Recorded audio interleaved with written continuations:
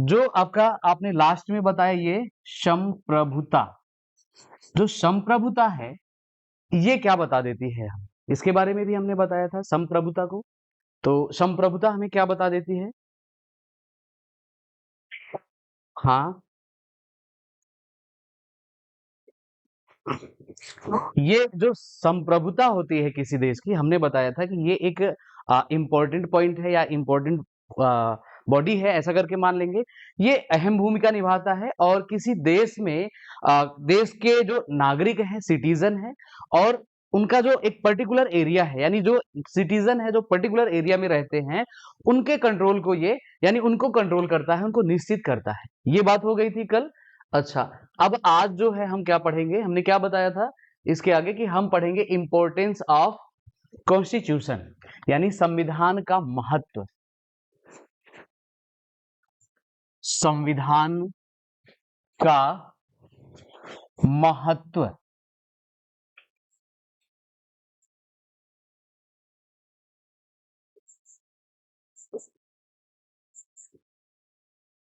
Importance of constitution.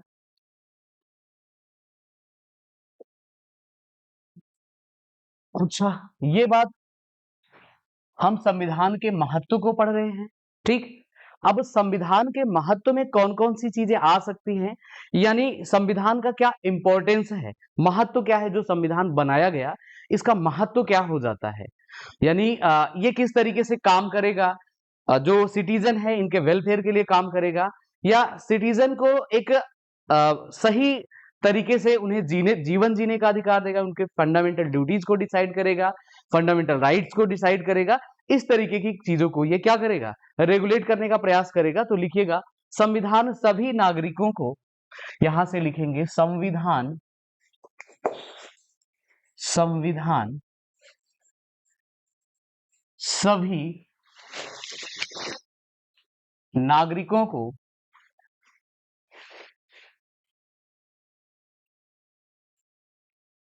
सभी नागरिकों को, ये सभी नागरिकों को किस बात के लिए अप्लाई करेगा या किस बात के लिए बोलेगा? सभी को समान अधिकार देगा। तो लिखिएगा सभी नागरिकों को समान अधिकार देता है, समान अधिकार, अधिकार देता है। यानी जो इसका पहला इंपॉर्टेंस हमने बताया कि संविधान जो है ये सभी नागरिकों को क्या कर देता है? समान अधिकार देता है। अब इसमें एक शर्त देता है, समान अधिकार देंगे चाहे कोई भी व्यक्ति किसी भी वर्ग से हो, तो यहां लिखेंगे समान अधिकार देता है चाहे, चाहे कोई व्यक्ति, व्यक्ति किसी भी,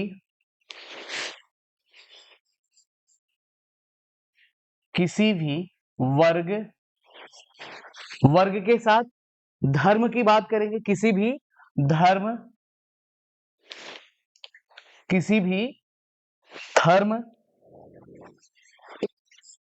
या किसी भी रंग का हो, रंग भेद भी तो होता है, तो इसके बारे में आपको बता देता है कि किसी भी वर्ग, जाति, धर्म, और एक बात कर देता है कि किसी भी लिंग का हो, यानी स्त्री पुरुष हो, इससे मतलब नहीं है। और इसके साथ साथ उसका जन्म स्थान, यानी आप किसी भी स्टेट के हो, जो माना आप यूपी के हैं, आप राजस्थान के हैं, आप एमपी के हैं, तो भारत का संविधान सभी को जन्म के आधार पर इस तरीके से अलग नहीं करेगा कि आप यूपी वाले हैं, आपके लिए अलग कानून है। तो इसमें लिखेंगे चाहे कोई व्यक्ति किसी भी वर्ग, धर्म, रंग, लिंग या जन्म के आधार पर, आधार पर, यानी इस तरीके से सब में हम संविधान की समानता, यानी इनका जन्म स्थान, जन्म के आधार पर, ये किसी का भी जन्म के आधार पर किसी भी राज्य का हो, किसी भी राज्य का हो, ये पहला इंपॉर्टेंस बता देता है संविधान की हम सभी जो नागरिक हैं इनके लिए, ये किसी भी जो जाति से हैं, किसी भी वर्ग से हैं, किसी भी धर्म को मानने वाले हैं, चाहे कोई व्यक्ति ब्लैक हो या कोई व्हाइट हो, इस तरीके का हम क्या करेंगे? रंग भेद नहीं करेंगे, सबको हम इक्वली ट्रीट करेंगे, राइट। तो ये आपका एक पहला पॉइंट हो जाता है। दूसरे पॉइंट में एक और बात कह देता है। दूसरे पॉइंट में कहता है नागरिकों के मौलिक अधिकारों, लिखिए संविधान, या इसके आगे ही लिख देंगे यह नागरिकों के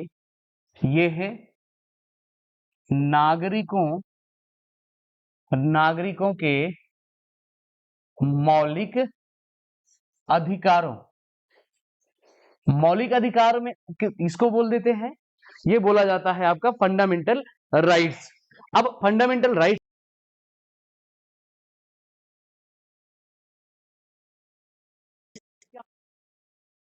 हाँ, जो आपकी बेसिक चीजें हैं, यानी एक जीवन जीने के लिए जो कोई व्यक्ति एक्सपेक्ट करता है, उस तरीके की बातें। तो इसमें ये नागरिकों के मौलिक अधिकारों की रक्षा करता है और मौलिक अधिकार की रक्षा करता है।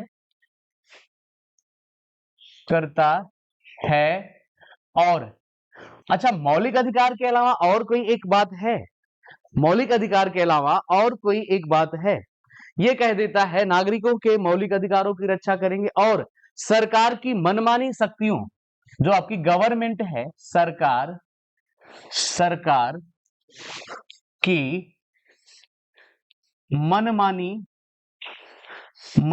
शक्तियों, अब मनमानी शक्तियों को बोल देते हैं आर्बिट्रेटरी।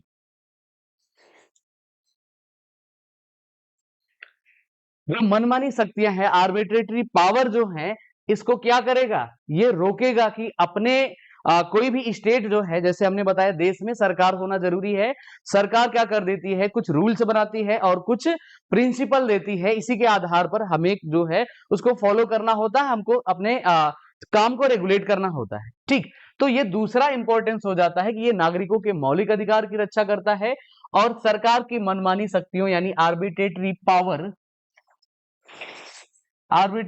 को क्या करेगा, रोकेगा। पर रोक लगाता है, ऐसे लिख देंगे, पर रोक लगाता है। तो ये दो इंपॉर्टेंस हमने बताए कॉन्स्टिट्यूशन के। अच्छा, ये इंपॉर्टेंट भी हैं, आपसे पूछ लिए जाते हैं। तीसरा एक क्या हो जाएगा, ये सरकार की शक्तियों को सीमित करता है, लिखिएगा, ये है जो संविधान है, यानी ये है सरकार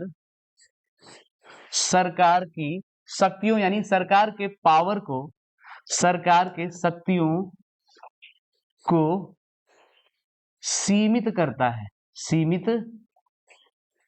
करता है, यानी कोई भी सरकार इस तरीके से नहीं बिहेव करेगी कि इसका कुछ भी, जैसे वो निरंकुश ना हो जाए। वो लिखेंगे ये सरकार की शक्तियों को सीमित करता है, आगे लिख लेंगे ताकि वो निरंकुश ना हो जाए, सीमित करता है ताकि वह निरंकुश ना हो जाए, निरंकुश ना हो जाए।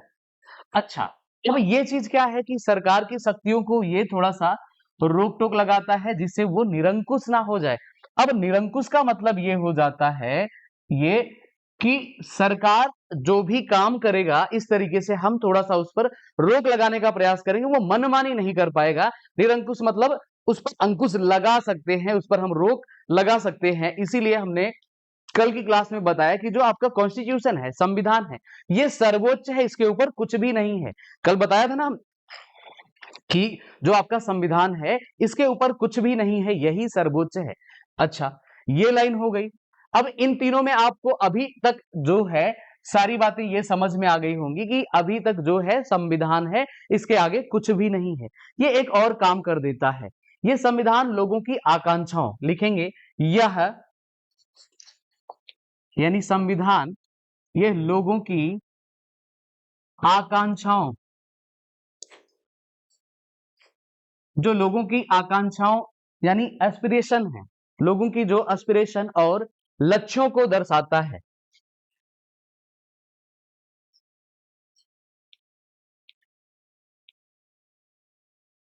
आकांक्षाओं और लक्ष्यों को दर्शाता है, यानी ये क्या रिप्रेजेंट करता है, ये लोगों की आकांक्षाओं, एस्पिरेशंस और लक्ष्यों को दर्शाता है। अब इसका मतलब आपने क्या समझा, बताइएगा जल्दी से।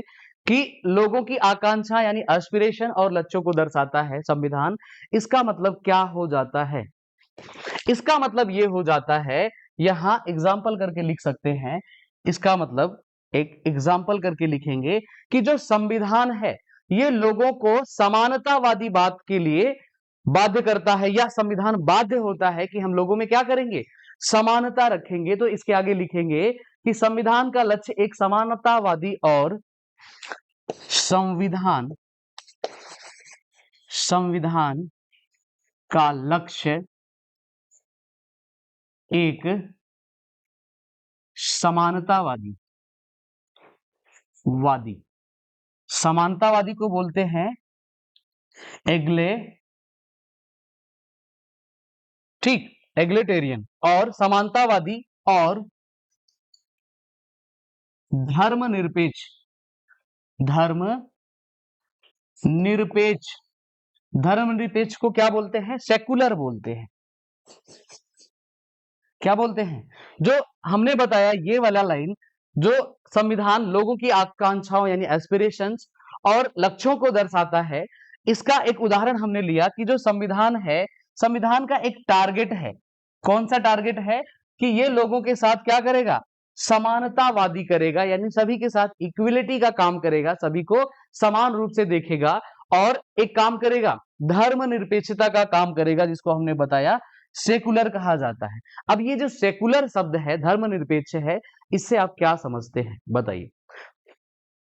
जो सेकुलर हमने बोला है इसका मतलब क्या है? यानी हमने बताया कि संविधान का एक लक्ष्य है, ये समानतावादी और धर्मनिरपेक्ष यानी सेकुलर, आगे लिख सकते हैं कि समाज बनाता है। सेकुलर समाज बनाता है। ये थोड़ा सा पढ़ने के लिए सही हो जाएगा। ठीक। अब धर्मनिरपेक्ष हमने कहा, तो धर्मनिरपेक्ष का मतलब क्या है कि जो संविधान है किसी पर्टिकुलर रिलीजन को प्रमोट नहीं करेगा, ये सभी के सभी जो धर्म है सभी को समानता देगा, सभी को समान रूप से इसका आदर भाव करेगा, और किसी खास धर्म को ये प्रमोट नहीं करेगा, और साथ में किसी भी व्यक्ति को अगर वो किसी धर्म को प्रमोट कर रहा है तो रोक नहीं लगाएगा। ये भी बात है। ये जो है किसी व्यक्ति को अगर जैसे लाइक मुस्लिम हिंदू अपने अपने धर्म का प्रमोट करते हैं, अलग हमारे पंडित होते हैं, उनके मौलाना जी होते हैं, मौलवी जी, तो इसमें किसी को ये बाध्य नहीं करेगा कि आप ये काम नहीं कर सकते हैं। तो ये इस लाइन का मतलब था। तो ये हमने बता दिए आपको, ये 1 2 3 और 4 4 हमने बताया संविधान के इंपॉर्टेंस। तो इसमें से किसी भी एक बात में आपको कंफ्यूजन है कि जो संविधान के इंपॉर्टेंस हैं, इसका महत्व ये पूछा जाता है, ये चारों लाइन एक एक नंबर है, तो इसको थोड़ा सा ध्यान रखिएगा। ठीक, क्लियर है यहां तक सारी बातें? अच्छा, अब आगे हम आ जाते हैं यहां पर जो आपका संविधान है, संविधान के बैकग्राउंड की बात कर लेते हैं। यानी जो आपका संविधान है ऐतिहासिक रूप से कब, अब जो है धीरे धीरे हम आ जाते हैं कि संविधान कब बना, कैसे बना, किस तरीके से बना। तो अब यहां से आपको नोट कर लेना है हिस्टोरिकल बैकग्राउंड ऑफ, या लिखेंगे संविधान का ऐतिहासिक पृष्ठभूमि। ऐतिहासिक पृष्ठभूमि, पृष्ठभूमि यानी हिस्टोरिकल बैकग्राउंड ऑफ कॉन्स्टिट्यूशन। यानी जो संविधान आपका है ये किस तरीके से बना और कौन कौन सी बातें इसमें आई, ये सारी बातें इसमें हम पढ़ने वाले हैं कि संविधान की बात सबसे पहले कहां चली, कब चली, किस तरीके से, ये आपको समझाने की बात कर देता है। अच्छा, जब संविधान की बात आ जाती है तो इसमें एक पॉइंट आता है कि हमें संविधान की जरूरत क्यों पड़ी। कुछ तो जरूरत रही होगी, तो हम संविधान को क्यों बनाना चाहा।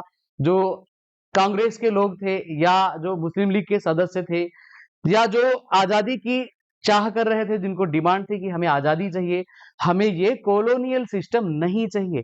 तो इसमें एक पॉइंट लिखिएगा, ब्रिटिश औपनिवेशिक शासन के अनुभव, ब्रिटिश ब्रिटिश औपनिवेशिक शासन, ब्रिटिश औपनिवेशिक शासन, यानी इसको कहेंगे कोलोनियल रूल। ब्रिटिश औपनिवेशिक शासन यानी कोलोनियल रूल जो चल रहा था, इससे क्या हो गया था, लोग, भारत के लोग या कांग्रेस के लोग जो भी थे, सब परेशान हो गए थे। ये खूब ज्यादा शासन सत्ता कर रहे थे लोगों पर। तो इसमें आपने लिख लिया कि इसका जो ब्रिटिश औपनिवेशिक शासन के अनुभव के या अनुभव ने, ब्रिटिश औपनिवेशिक शासन के अनुभव ने यह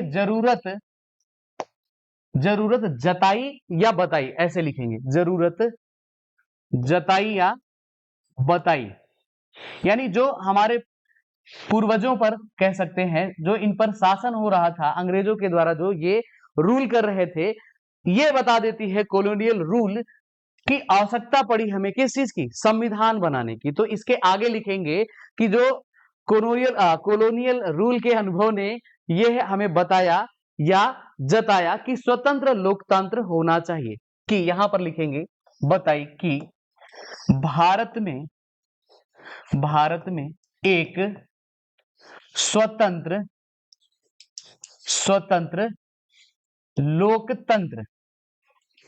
लोकतंत्र यानी कि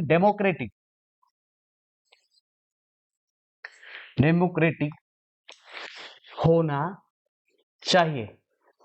यानी ये बात आपको पता चल गई कि जो संविधान की जरूरत पड़ी हमें, किस लिए पड़ी, कि सारी चीजें हमारी है, भूमि हमारी है, और हमारी मेहनत है, हमारे लोग हैं, और सारा कुछ हमारा है, और रूल कौन कर रहा है, कोई नेक्स्ट पर्सन कर रहा है, और इससे हमें खूब ज्यादा क्या सताया जा रहा है।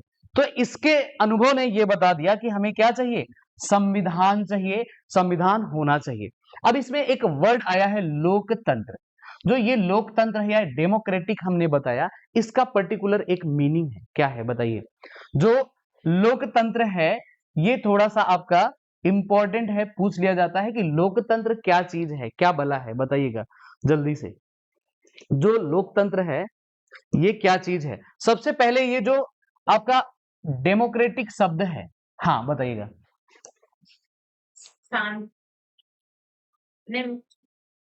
नहीं, जो डेमोक्रेटिव है, लोकतंत्र, लोक बोले तो इसे हमने कल की क्लास में बताया था, आई थिंक शाम या सुबह बताया था, कि जो एक पर्टिकुलर शब्द है, इससे भी आप अर्थ निकाल सकते हैं, इससे भी आप अपना दिमाग लगा सकते हैं। तो जो लोकतंत्र, लोक बोले तो लोग, लोग बोले तो लोग, जो लोकतंत्र है या डेमोक्रेटिव है, ये आपके ग्रीक वर्ड से बना है, लिखेंगे ग्रीक शब्द से बना है। और ग्रीक शब्द कौन सा है, एक है डेमोस प्लस एक शब्द है क्रेटोस। डेमोस और क्रेटोस से ये बना है आपका डेमोक्रेटिक। डेमोस और क्रेटोस से बना हुआ है आपका कौन सा, डेमोक्रेटिक। डेमोस का मतलब क्या होता है, डेमोस का मतलब होता है लोग या पीपल, लोग, या लिखेंगे पीपल, पीपल। और क्रेटोस का मतलब क्या होता है, क्रेटोस का मतलब होता है शासन या रूल, शासन या रूल कह सकते हैं। अब जो लोकतंत्र है इसका मतलब क्या आपने निकाला अभी तक, जो लोकतंत्र है इसका मतलब क्या निकल कर आया, डेमोस और क्रेटोस ग्रीक शब्द से ये बना है। यहां पर हमने बताया जो डेमोस है इसका मतलब क्या है, लोग, और क्रेटोस का मतलब क्या बताया, शासन। इट मींस ये क्या कहना चाह रहा है कि एक ऐसी शासन व्यवस्था, यहां पर लिख लेंगे एक ऐसी शासन व्यवस्था, ऐसी शासन व्यवस्था जो लोगों के द्वारा बनाई जाए। लोगों का मतलब यहां पर क्या है, सिटीजन है, पीपल है, जनसंख्या है, नागरिक है, जो लोगों के द्वारा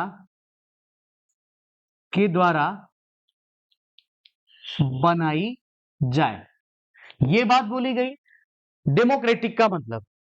तो हमें संविधान बनाने की जरूरत क्यों पड़ी, क्योंकि हमें चाहिए थी आजादी और आजादी में किस तरीके की कि सारी चीजें हमारे अकॉर्डिंग हो, जो हम लोग चाहते हैं, हम जिस व्यक्ति को चुनते हैं वो हमारा राष्ट्रपति होगा, वो हमारा प्रधानमंत्री होगा, या उस समय राष्ट्रपति प्रधानमंत्री तो हम पढ़ेंगे संविधान के अंतर्गत। उस समय यह होता था कि हमारा प्रमुख कौन होगा, हमारा कर्ता धर्ता कौन होगा, हमारा पालनहार कौन होगा, हमें देखेगा कौन, हमारे काम धाम को किस तरीके से रेगुलेट करना है, हमारी लिमिटेशन क्या है, ये सारी चीजें जो है रेगुलेट करने के लिए। ठीक, तो डेमोक्रेटिक जो हमने बताया इसका मतलब आपको समझ में आ गया, जो डेमोक्रेटिक कह देता है।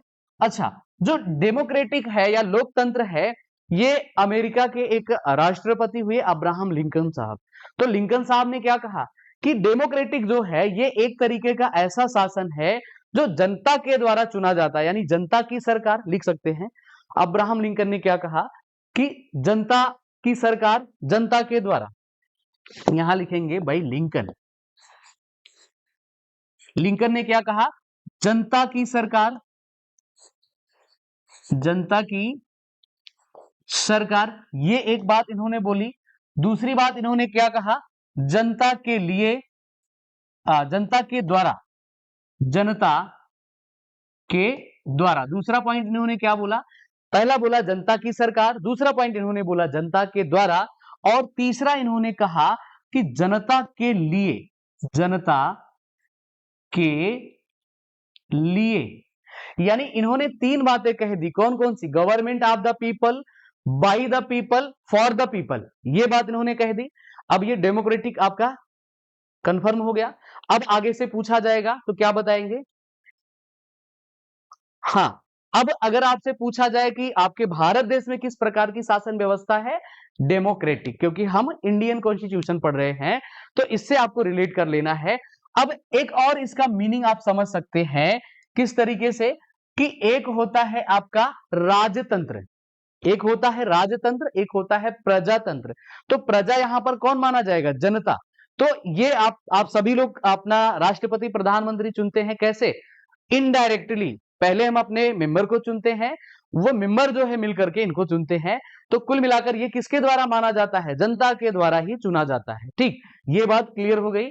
अच्छा, यहां तक बात रही है हिस्टोरिकल बैकग्राउंड में, हमने बताया कि हमें किस बात संविधान की जरूरत किस लिए पड़ी, क्यों हमें संविधान की जरूरत पड़ी। तो हमने बता दिया कि कॉलोनियल सिस्टम जो था इससे हम परेशान हो गए थे और इसलिए हमें इस चीज की जरूरत पड़ी। राइट, क्लियर है यहां तक। अच्छा, अब एक बात हुई कि संविधान तो बनाया जाए, लेकिन संविधान के लिए अब ऐसा तो है नहीं कि कोई भी योजना आप बनाते हैं, मान लीजिए आपके घर में कोई बात चल रही है कि ये काम करना है, जमीन लेनी है, या घर में किसी की शादी करनी है, लाइक, तो क्या होता है, आपके घर के सभी लोग जो है एक जगह इकट्ठा हो जाते हैं। राइट, इकट्ठा हो जाते हैं, फिर कहा जाता है कि ये काम इस तरीके से होगा, कोई कहेगा ये काम इस तरीके से, यानी सबका अपना अपना मत होता है, अपना टॉपिक होता है, अपने तरीके से लोग बताने का प्रयास करते हैं। तो इसी में बात आई कि संविधान बनाया तो जा रहा है, लेकिन संविधान कैसे बनाया जाए। तो इसमें एक चीज की जरूरत पड़ी जिसको बोल देते हैं संविधान सभा। क्या बोल देते हैं, संविधान सभा बोल देते हैं, जिसको बोल देते हैं constituent, constituent assembly, constituent assembly की जरूरत पड़ी, संविधान सभा की जरूरत पड़ी। अब यहां से आपको एक छोटी छोटी बात ध्यान रख लेना है कि संविधान सभा की जो डिमांड है, सबसे पहले संविधान की बात कहां पर चली, या संविधान सभा की डिमांड कहां पर हुई, किस तरीके से हुई, बताइए जल्दी से, अगर आपको पता है तब के लिए, कि संविधान सभा की जो बात चली, या संविधान बनाने के लिए हमें एक संविधान सभा चाहिए, ये बात कहां पर चली बताएंगे। ये आपको यहां से नोट कर लेना है। अब यहां से आगे हम चर्चा करेंगे संविधान सभा की, कॉन्स्टिट्यूएंट असेंबली, पहले असेंबली बनेगी फिर संविधान बनेगा। राइट, तो ये बात है 1895 की, 1895 की। कब की बात है, 1895 की। एक बिल आया, स्वराज बिल या स्वराज विधेयक, स्वराज बिल या स्वराज विधेयक की बात आई। स्वराज विधेयक या विधेयक को बोल देते हैं बिल। राइट, अब ये जो आपका स्वराज विधेयक या स्वराज बिल आई, ये किसके द्वारा लाया गया बताइएगा। ये लाया गया बीजी तिलक के द्वारा, बाल गंगाधर तिलक जी के द्वारा, या सीधे कहेंगे तिलक जी के द्वारा। अच्छा, ये जो इन्होंने जो आपका स्वराज विधेयक आया, इसमें इन्होंने किस चीज की डिमांड करी? इन्होंने कहा कि भैया संविधान तो चाहिए, लेकिन संविधान के लिए कुछ व्यक्तियों का समूह चाहिए, जिसे क्या कहा गया? संविधान सभा कहा गया। तो जो बाल गंगाधर तिलक ने संविधान सभा की मांग करी, ये 1895 में स्वराज विधेयक के माध्यम से। लेकिन इसमें एक बात है, ये इनकी जो डिमांड थी, इनकी जो मांग थी, ये कैसी थी? ये अनौपचारिक थी। लिखेंगे इसके आगे अनौपचारिक। पूछा जाता है संविधान सभा की पहली अनौपचारिक डिमांड, या इसको बोलते हैं इनफॉर्मल, इनफॉर्मल डिमांड, कब और किसके द्वारा करी गई? जो संविधान सभा की इनफॉर्मल डिमांड करी गई, ये कब और किसके द्वारा करी गई? तो कहेंगे बाल गंगाधर तिलक। ये ऑफिशियली नहीं, इन्होंने स्वराज बिल में ऐसा कहा कि हमें संविधान बनाने के लिए एक संविधान सभा की जरूरत पड़ेगी, और इस तरीके से इसे, ये वाला पॉइंट जरूर याद रखेंगे कि ये इनफॉर्मल था, अनौपचारिक था। पूछा जाता है आपसे, राइट? ये बात क्लियर हो गई। इसके माध्यम से इन्होंने संविधान सभा की, आपसे एक क्वेश्चन पूछेगा एग्जामिनर कि जो संविधान सभा की पहली डिमांड अनौपचारिक रूप से कब करी गई? 1895, किसके द्वारा? बाल गंगाधर तिलक के द्वारा। क्लियर है?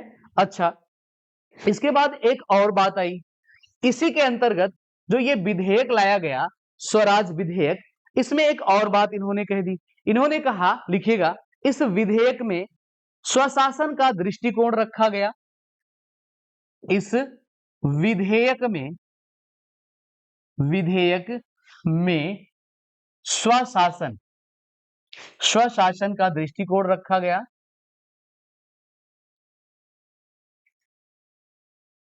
दृष्टिकोण रखा गया।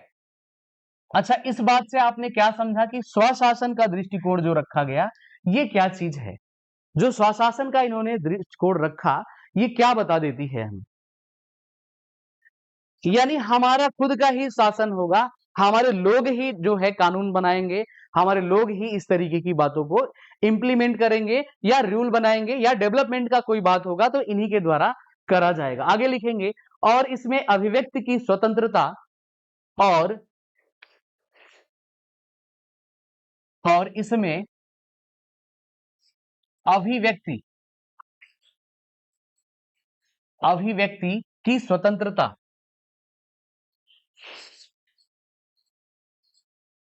अच्छा, अब ये अभिव्यक्ति की स्वतंत्रता क्या है? देखिए, हर एक शब्द पर मेरा ध्यान है, अगर हर एक शब्द आप समझेंगे तो इसे रटना नहीं पड़ेगा। अभिव्यक्ति की स्वतंत्रता का मतलब क्या है? आप जो बोलना चाहते हैं, आप कोई अपना मत रखना चाहते हैं, जो संविधान सभा बनेगी उसमें आपका कोई मत है कि इस तरीके से इसको इंप्लीमेंट करा जाए, या इसको इस तरीके से अप्लाई करा जाए, या इसको इस तरीके से बनाया जाए। जैसा कि आप लोगों ने सुना होगा कि जो हमारा संविधान है, बोलते हैं उधार लिया गया है। तो उधार लेने का मतलब ये नहीं है कि ऐसे ही मांग लिया गया। इसमें सारे देश के संविधान में जो अच्छी बातें थी, जो प्योर, जैसे दूध की मलाई बोलते हैं, वो चीज इसमें इंक्लूड करी गई। ठीक, तो इसमें बोला, इसमें अभिव्यक्ति की स्वतंत्रता के बारे में बोला गया। हम्म, हाँ, ओके, ओके, ओके, हाँ। इसमें हमने बताया कि इस विधेयक में जो है स्वशासन का दृष्टिकोण रखा गया, और इसमें अभिव्यक्ति की स्वतंत्रता की बात करी गई। ठीक, इतनी बात क्लियर है। आगे लिखेंगे, स्वतंत्रता और कानून के समक्ष समानता, और कानून के समक्ष समानता की बात करी गई। समानता यानी जो लॉ वगैरह बनेंगे, ये सबके लिए क्या करेंगे? समानता। समानता के साथ अगर लिख सकते हैं, जैसे जैसे मौलिक अधिकार, जैसे मौलिक मौलिक अधिकार, यानी इसमें एक उदाहरण भी हमने दे दिया कि जो कानून के समक्ष समानता की बात करी, इसमें आपका मौलिक अधिकार हो जाएगा। क्या हो जाएगा? मौलिक अधिकार को क्या बोल देते हैं? फंडामेंटल राइट बोल देते हैं। तो इसको ब्रैकेट में करके FR भी लिख सकते हैं।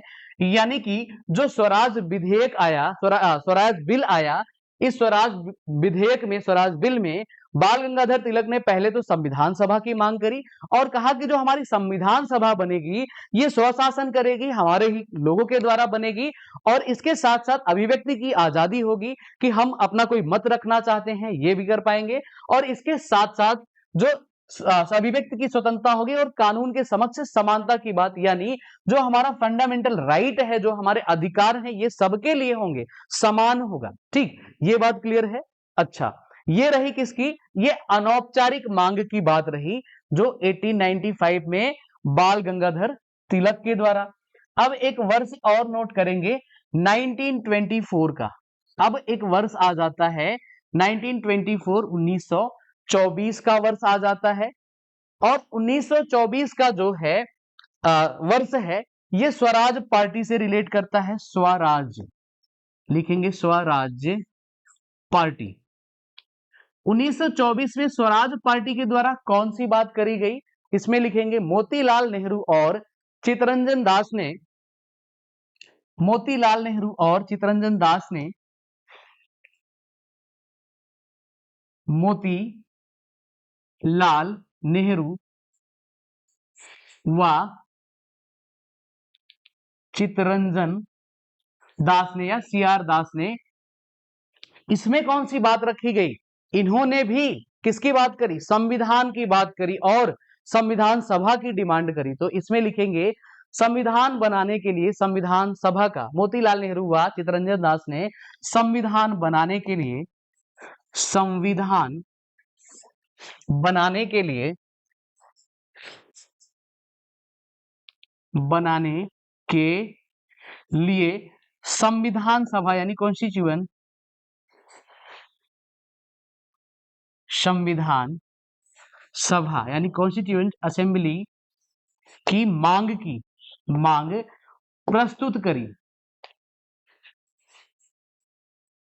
प्रस्तुत की।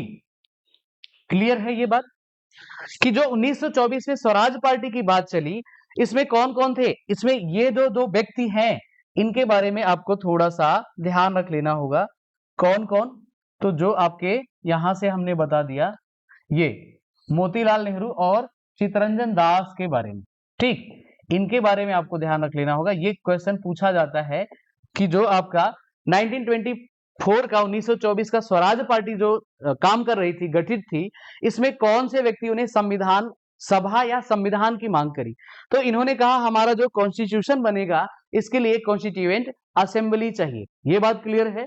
अच्छा, अब इसके साथ साथ मोतीलाल नेहरू का इसमें थोड़ा सा जिक्र आ जाता है।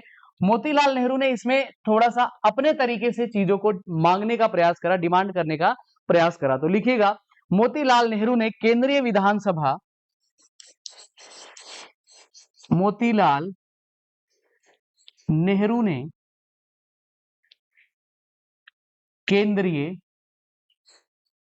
केंद्रीय विधानसभा, जो मोतीलाल नेहरू थे इन्होंने केंद्रीय विधानसभा में एक राष्ट्रीय मांग पेश की, एक राष्ट्रीय मांग यानी नेशनल डिमांड,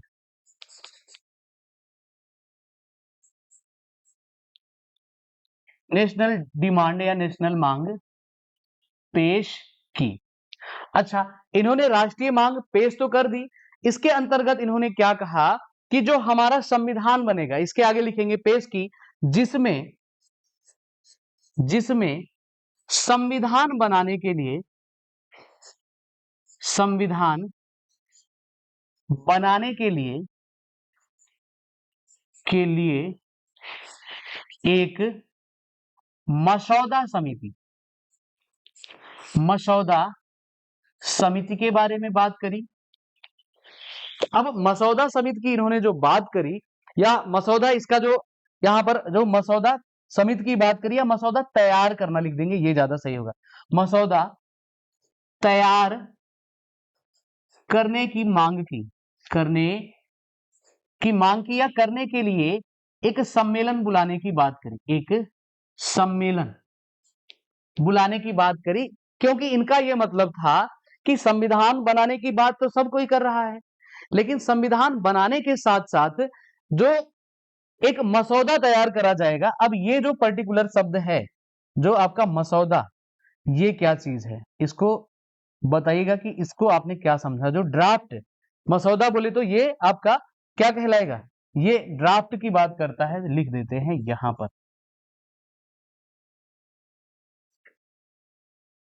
किसकी बात करा, इन्होंने एक ड्राफ्ट तैयार करने के लिए एक सम्मेलन करने की बात करी कि भैया लोगों को बुलाओ, अब वो दिन आ गया है जब हम अपना संविधान बनाएंगे। और संविधान को बनाने में ऐसे नहीं कि बस कुछ भी बना लिया जाएगा, बेहतर तरीके से बनाना है, इनका ये कुछ मत था, विचार था, और इसके लिए हम मसौदा तैयार करेंगे, ड्राफ्ट तैयार करेंगे। तो ये ड्राफ्ट क्या है, मसौदा क्या हो जाता है। चलिए नेक्स्ट पेज पर हम मसौदा के बारे में आपसे बात कर देते हैं। ड्राफ्ट या मसौदा, मसौदा या ड्राफ्ट, बताइए ड्राफ्ट या मसौदा क्या चीज है। यानी इन्होंने जो मसौदा बनाने की बात करी कि एक ड्राफ्ट तैयार करा जाएगा, ये क्या चीज है। तो ड्राफ्ट क्या होता है, मसौदा, जब आप कोई चीज लिख रहे होते हैं, लाइक आप लेटर वगैरह लिख रहे होते हैं, तो एक पहले रॉ में लिखते हैं, कच्चे फॉर्मेट में लिखते हैं, ऐसे बोलेंगे अपनी भाषा में कि उसको पहले हम एक रफली लिख देते हैं, ठीक। फिर उसको फेयर करते हैं, जैसे नोट्स आप लोग बनाते हैं कभी कभी, तो उसको रफली बनाते हैं, फिर उसमें से फेयर बनाते हैं। उसके बाद कभी कभी ऐसा होता है कि अपना शार्ट नोट हम बनाते हैं, ऐसा होता है। तो जो मसौदा है, ये मसौदा यही बता देता है कि हमारे संविधान को जो बनाया जाए, तो पहले तो इस तरीके से बनाया जाए कि हम इसमें संशोधन कर सके। हालांकि संशोधन अभी भी चल रहा है, जब जरूरत पड़ती है समय के अकॉर्डिंग कर लिया जाता है। बट ये जो मसौदा की बात इन्होंने करी कि हम पहले ऐसे बनाएंगे, फिर जो समिति है उन लोगों का विचार लेंगे, समझेंगे कि क्या चीज इसमें हटाना है, क्या जोड़ना है, इसकी बात करी। तो अब ये मसौदा की बात जो इन्होंने करी थी, कब करी थी, ये 1924 में करा गया था, ठीक, ये क्लियर है। अब यहां से आ जाएंगे, आपको 1928 के बारे में आ जाना है, 1928। अच्छा, ये ईयर हमने सीक्वेंसली इसको बताने का प्रयास करा है, तो ऐसे ही याद रखिएगा। अभी ये जो 1928 का टाइम पीरियड आया, ये जो है संविधान का प्रारंभिक मसौदा के लिए आया था, यानी ये कहा जाता है नेहरू रिपोर्ट के नाम से। तो लिखेंगे 1928 का नेहरू रिपोर्ट, नेहरू रिपोर्ट। अच्छा, जो ये नेहरू रिपोर्ट आया 1928 का, 1924 के 4 साल बाद, ठीक। और इसी समय एक इतिहास की बात से आपको कनेक्ट कराते हैं, इसी समय HRA, हिंदुस्तान रिपब्लिकन एसोसिएशन बनाया गया था, जो इसका हेडक्वार्टर आपका कानपुर में बनाया गया, हेडक्वार्टर आगरा में, ठीक। HRA 1924 में बनाया, जो हमने पिछले पेज पर बात बताई। और इसके बाद HRA जो हिंदुस्तान रिपब्लिकन एसोसिएशन था, उसमें बाद में 1928 में एक एस जोड़ दिया गया, HSRA बन गया, HSRA बन गया, तो ये हिंदुस्तान सोशलिस्ट रिपब्लिकन एसोसिएशन बना, ठीक। तो ये सेम ईयर की बात है, 1924 और 28। तो हिस्ट्री के लिए इसको कनेक्ट रखेंगे, इसके साथ ये कनेक्ट रखेंगे, तो आपको ये याद आ जाएगा, ठीक। जो 1928 का नेहरू रिपोर्ट है, ये क्या कह देता है, यानी ये कौन से नेहरू के बारे में कह रहा है, 24 वाले नेहरू, जो, अच्छा यहां पर लिख देते हैं, अदरवाइज कंफ्यूजन हो जाएगा। नेहरू रिपोर्ट यानी कि ये मोतीलाल जी के बारे में बात कर रहा हुआ है, मोतीलाल नेहरू जी के बारे में बात कर रहा है, 1928 में जो इन्होंने लाया। ये क्या कह देता है, लिखिएगा, ये संविधान का एक शुरुआती अनौपचारिक मसौदा था। ये है, ये संविधान का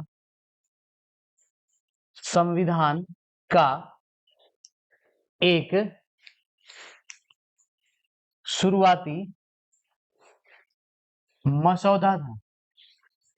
यानी हमने ड्राफ्ट की बात करी, मसौदा की बात करी हमने, तो इसी को हमने बताइए भारतीय संविधान का, ये भारतीय संविधान या संविधान का एक शुरुआती मसौदा था। लेकिन ये जो मसौदा यहां पर लिखेंगे, मसौदा था, लेकिन ये कैसा था, इसके आगे लिखेंगे, लेकिन ये है अनौपचारिक था, अनौपचारिक, अनौपचारिक था, अनौपचारिक था, यानी कि ये इनफॉर्मल था। आपसे पूछा जाता है कि जो नेहरू ने रिपोर्ट लाया, नेहरू की रिपोर्ट आई 1928 में, नेहरू रिपोर्ट, जिसको ड्राफ्ट के रूप में जाना जा रहा है, संविधान के मसौदा के रूप में जाना जा रहा है, संविधान का प्रारंभिक मसौदा कहा जा रहा है, अर्ली ड्राफ्ट कहा जा रहा है। ये जो है किस तरीके से था, क्या ये ऑफिशियली था या फॉर्मल था या इनफॉर्मल था? तो इसको कहेंगे ये कैसा है, ये इनफॉर्मल है। और इसके आगे लिख लेंगे, ये पॉइंट करके लिख लेंगे, ये आपका पॉइंट नंबर 1 हो गया इसका, और ऐसे करके पॉइंट नंबर 2 लिखेंगे। जो ये आपका नेहरू रिपोर्ट आया, पूछा जाता है ये पेश कहां पर किया गया, पेश किया कहां पर पेश किया गया, तो कहेंगे जो उत्तर प्रदेश की राजधानी लखनऊ है, यहां पर ये पेश किया गया। तो सीधे ही पूछा जाता है कि जो नेहरू रिपोर्ट आया, जो अर्ली ड्राफ्ट आया संविधान का 1928 में, ये कहां पर पेश करा गया, तो कहेंगे ये उत्तर प्रदेश की राजधानी लखनऊ में। अब एक बात और आ जाती है कि इसका चेयरमैनशिप या अध्यक्ष कौन था, अध्यक्ष कौन था, या यहां से कहेंगे चेयरमैन कौन था, चेयरमैन कौन था बताइए। तो कहेंगे सर जी इसमें जो चेयरमैन था कौन था, ये मोतीलाल नेहरू जी थे। देखिए जो कांग्रेस के अधिवेशन वगैरह होते हैं, उसमें आपने जनरली देखा होगा कि जो अध्यक्ष होता है उसी की बातें ज्यादा मानी गई है, उसी के द्वारा ज्यादातर चीजें कही जाती हैं। तो इसमें लिखेंगे चेयरमैन कौन था, तो लिखेंगे मोतीलाल नेहरू, मोतीलाल नेहरू के बारे में। क्योंकि यहां से क्वेश्चन आपसे बनता है कि जो 1928 का जो 1928 का अर्ली ड्राफ्ट आया या संविधान का जो मसौदा आया जो कि इनफॉर्मल था, इसमें चेयरमैनशिप किसकी थी या अध्यक्ष कौन था, तो कहेंगे ये मोतीलाल नेहरू जी थे। यहां तक क्लियर है, कंप्लीट? बताइए यहां पर किसी बात में कंफ्यूजन है? ठीक है, अब यहां से आपको शिफ्ट कराते हैं एक और नेक्स्ट पॉइंट पर, नेक्स्ट बात पर। यहां से एक बात आपकी आ जाती है, जो संविधान सभा की डिमांड करी गई फॉर्मली, औपचारिक रूप से, तो ये कब की बात है, 1934 की बात है, 1934 की बात है। बिल्कुल सीक्वेंस में ईयर को याद करने का प्रयास करेंगे, जनरली बुकों में ऊपर नीचे करके दे देता है, तो इसको ध्यान रखेंगे। ठीक, 1934 में जो है, इसके आगे लिखेंगे M.N. रॉय, M.N. रॉय का औपचारिक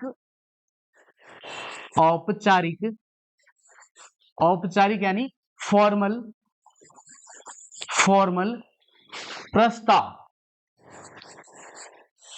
अब जो 1934 में ये M.N. रॉय का औपचारिक प्रस्ताव आया, अच्छा जरा सा M.N. रॉय के नाम के बारे में आपको पता है? M.N. रॉय कभी कभी पूछ भी लेता है, या आपको वैसे भी पता होना चाहिए। इनका क्या नाम है? M.N. रॉय का मानवेंद्र नाथ राय, राइट। तो M.N. रॉय का जो औपचारिक प्रस्ताव आया, ये कब आया? ये सीधे क्वेश्चन पूछता है, 1934 में आया, 1934 में आया।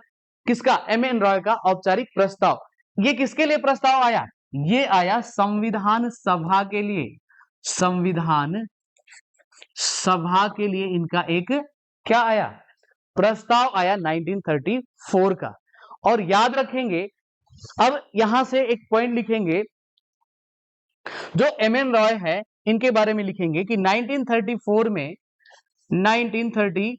में M.N. रॉय के द्वारा लिखिएगा, 1934 में M.N. रॉय के द्वारा संविधान सभा का विचार, संविधान सभा का विचार, यानी जो संविधान कॉन्स्टिट्यूएंट असेंबली है, इसका विचार सबसे पहले किसके द्वारा प्रस्तुत करा गया? तो 1934 में M.N. रॉय के द्वारा संविधान सभा का विचार प्रस्तुत करा गया, ऐसे लिखेंगे, प्रस्तुत किया गया। और जो इनके द्वारा ये प्रस्ताव प्रस्तुत करा गया, विचार प्रस्तुत करा गया, ये कैसा है? ये फॉर्मली है। सबसे बड़ी बात ये है, आपसे पूछा जाता है, एग्जामिनर क्वेश्चन करता है कि जो संविधान सभा की ऑफिशियली या फॉर्मली सबसे पहले इसकी बात कहां पर चली, तो आप कहेंगे कि सबसे पहले इसकी बात किसने करी? ये M.N. रॉय ने करी 1934 में। अब इनके बारे में थोड़ा सा हम पढ़ेंगे, किसके बारे में? एम.एन. रॉय के बारे में, क्योंकि यहां से भी क्वेश्चन पूछा गया है। जो एम.एन. रॉय हैं, ये कम्युनिस्ट आंदोलन के नेता थे। लिखिएगा, M.N.. Roy communist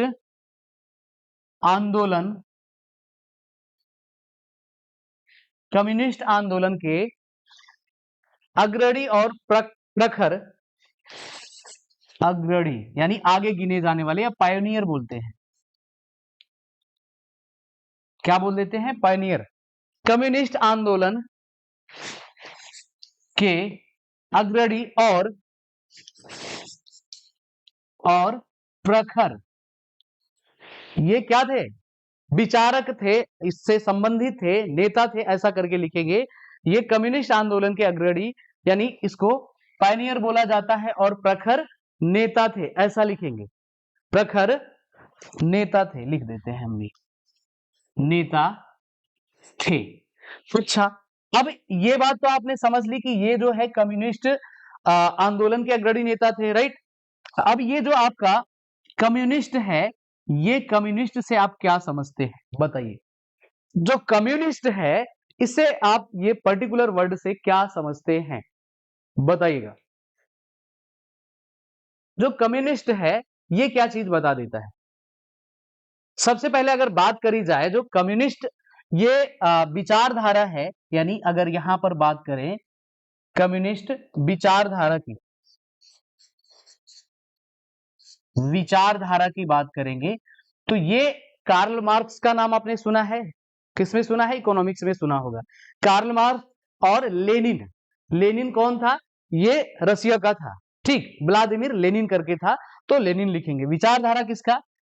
Karl Marx व व्लादिमीर लेनिन, या लेनिन ही लिखेंगे तब भी काम चल जाएगा।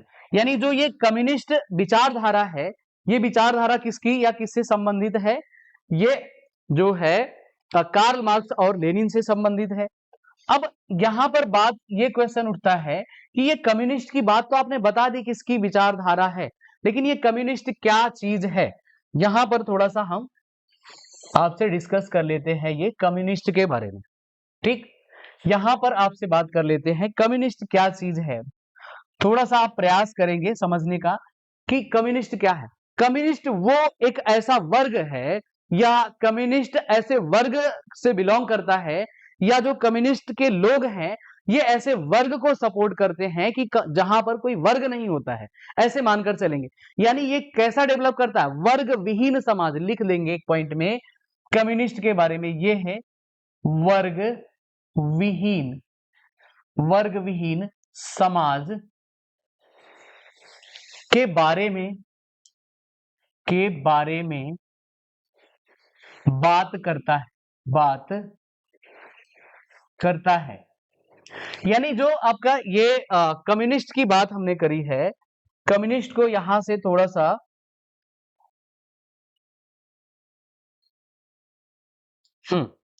ये कम्युनिस्ट जो हमने बताया है, इसके बारे में कम्युनिस्ट किसकी बात कर देता है? ये वर्ग विहीन समाज की बात कर देता। तो वर्ग विहीन समाज से क्या समझेंगे आप? बताइएगा। वर्ग विहीन समाज का मतलब है कि जहां पर, यहां पर लिख लेंगे थोड़ा सा एग्जाम्पल करके, एज जहां पर कोई अमीर गरीब या ऊंच नीच का भेदभाव ना हो। यानी हमने थोड़े थोड़े शब्दों में आपको बताने का प्रयास करा कि ये कम्युनिस्ट क्या चीज है। तो आपसे क्वेश्चन पूछ लेता है कि जो एम.एन. रॉय जी हैं, ये किस पार्टी से थे? तो बताएंगे सर जी ये सीपीआई से थे, कम्युनिस्ट पार्टी ऑफ इंडिया, ऐसे करके आपको बता देना है। ये किससे थे? सीपीआई से थे। कई बार यहां से क्वेश्चन पूछा है कि जो संविधान सभा का जो औपचारिक विचार जिसने प्रस्तुत करा कौन है? तो आप कहेंगे ये एम.एन. रॉय जी हैं। इन्होंने कब प्रस्तुत करा है? 1934 की बात है। और इनके द्वारा जो है किस तरीके से इन्होंने संविधान सभा की मांग करी संविधान बनाने के लिए, और ये किस पार्टी से संबंधित है? कम्युनिस्ट। कम्युनिस्ट विचारधारा के लोग कौन है? कार्ल मार्क्स और व्लादिमीर लेनिन के बारे में हमने बताया, और हमने बताया कम्युनिस्ट क्या भला है। ठीक, अब किसी एक बात में कंफ्यूजन है कि सारी की सारी चीजें समझ में आ गई? ठीक, अच्छा, अब यहां पर एक और पॉइंट लिखेंगे, स्वराज पार्टी। देखिए यहां पर जो ये पार्टी थी, इसकी बात करी हमने नेहरू रिपोर्ट, इसके पहले की बात हमने करी थी स्वराज विधेयक की बात करी थी, और यहां पर हमने करी स्वराज पार्टी की बात करी। ठीक, अब जो आपको हमने यहां पर बताया एम.एन. रॉय के बारे में संविधान सभा, अब इसी के आगे या इसी के बारे में लिखेंगे कि इसमें जो आपका स्वराज पार्टी लिखेंगे यहां पर एक पॉइंट करके, स्वराज पार्टी व कांग्रेस की भूमिका, कांग्रेस की भूमिका, यानी रोल अब यहां पर देखा जा रहा है किसका? स्वराज पार्टी का और किसका? कांग्रेस पार्टी का। अब आपको भटकना नहीं है, हमने किसकी बात करी कि संविधान बनाने के लिए किसकी जरूरत पड़ी? कॉन्स्टिट्यूएंट असेंबली की बात करी, संविधान सभा। तो ये सारी बातें किसके अकॉर्डिंग है, किसके अंतर्गत हैं? ये संविधान सभा के बारे में हम पढ़ रहे हैं, और हमने एम.एन. रॉय के बारे में पढ़ लिया, इन्होंने औपचारिक डिमांड रखी, और अब पढ़ रहे हैं कि जो ये औपचारिक डिमांड रखी या संविधान सभा के बारे में या संविधान सभा के लिए जो आपके यहां से कांग्रेस पार्टी है और इसके साथ साथ कौन है? स्वराज पार्टी। इनकी क्या भूमिका रही, इन्होंने क्या कहा? तो इन्होंने, आप लिखेंगे आगे 1934 में, या ऐसे लिखेंगे मई 1934 में, मई 1934 यानी इसी वर्ष की बात है। कब की बात? जब एम.एन. रॉय ने ये बात कही थी, मई 1934 में स्वराज पार्टी ने भी रांची में 1934 में स्वराज पार्टी ने भी रांची में, कहां पर? रांची कहां पर है? झारखंड में। रांची में संविधान सभा की मांग करी, संविधान सभा की मांग की, यानी इस तरीके से संविधान सभा की डिमांड हो रही है किसके द्वारा? ये स्वराज पार्टी के द्वारा। इन्होंने भी अपने सम्मेलन में कहा कि रांची में किसकी मांग करी? कॉन्स्टिट्यूएंट असेंबली की मांग करी। अच्छा, अब ये किसका पक्ष है? ये स्वराज पार्टी की। आगे लिखेंगे उसी वर्ष बोले तो 1934, यानी later in the same year, उसी वर्ष कांग्रेस ने भी, उसी वर्ष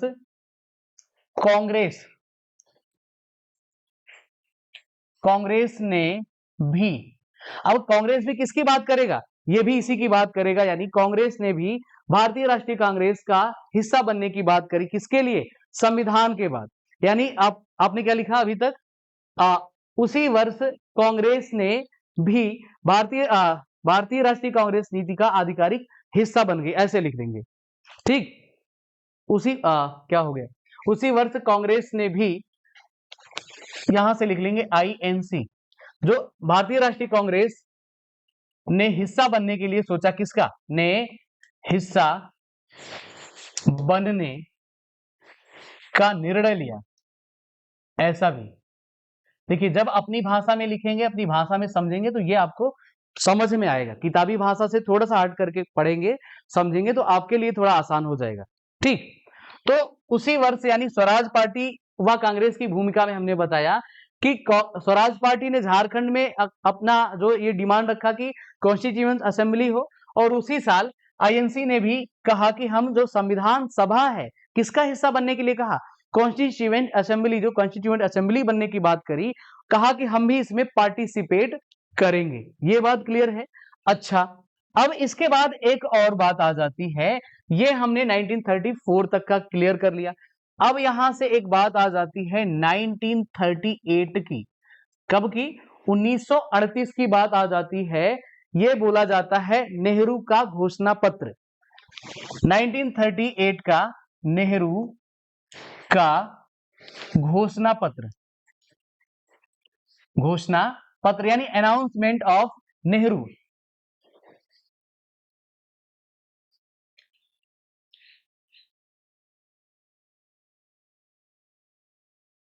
अब जो नेहरू का घोषणा पत्र था, इसमें इन्होंने क्या बात करने के लिए कही या कौन सी बात के लिए कही? अब इन्होंने यहाँ पर थोड़े से स्ट्रिक्ट एक्शन एक्शन लिए, यानी कि इन्होंने थोड़ी कड़ाई बरती। किसने? नेहरू जी ने, जो पंडित जवाहरलाल नेहरू थे। इन्होंने कहा कि लिखिएगा, नेहरू ने घोषणा की कि नेहरू ने घोषणा की कि नेहरू ने घोषणा की कि अब ये क्या घोषणा चाह रहे थे? ये कह रहे थे कि स्वतंत्र भारत का संविधान, स्वतंत्र भारत का संविधान, जो स्वतंत्र भारत का संविधान बनेगा, ये बिना किसी बाहरी हस्तक्षेप के, बिना किसी बाहरी हस्तक्षेप बोले तो इंटरफेरेंस, यानी बिना किसी इंटरफेरेंस या बिना किसी इंटरफियर के बनाया जाना चाहिए। हस्तक्षेप के बनाया जाना चाहिए, इन्होंने ये बात करी। ठीक, अच्छा, अब आज का टाइम हो गया है, तो ये वाली बात हम कल से शुरू करेंगे कि नेहरू का घोषणा पत्र क्या था और इन्होंने संविधान के लिए कौन कौन से काम करे। ठीक, चलिए आज के लिए इतना है। हाँ हाँ, यहाँ पर ये, हाँ यहाँ पर हमने बोला है आई थिंक। चलिए यहाँ पर ठीक ठीक ठीक लिख देते हैं, जवाहरलाल। ये किसकी बात चल रही है? ये जवाहरलाल नेहरू की बात चल रही है, हमने बोला, हमें याद है। ठीक, चलिए तो आज के लिए यही बात। अब कल की बात हम 1938 से शुरू करेंगे। ठीक, आज जो जितना भी हमने बताया, इसमें कोई कंफ्यूजन किसी भी बात में क्लियर है सब?